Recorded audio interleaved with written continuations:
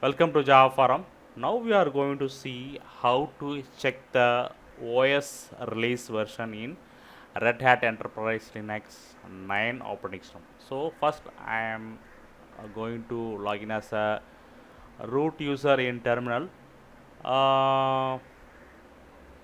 So I am logging as a root user because this file is located in /etc directory.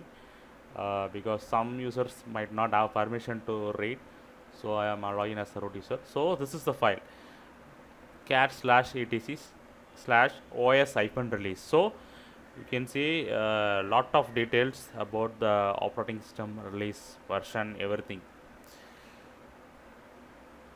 So you can use this data for your development purposes, okay, for validation purposes.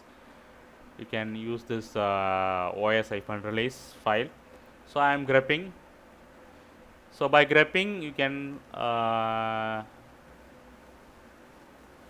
use this command in multiple ways. That is, you can simply get the name, or simply get the pretty name, or I want version name alone, means you can use this command like this. So this is the way you can get OS operating system release version and details using this OS-release in Red Hat Enterprise Linux 9. So you can customize this command by grepping this OS-release file.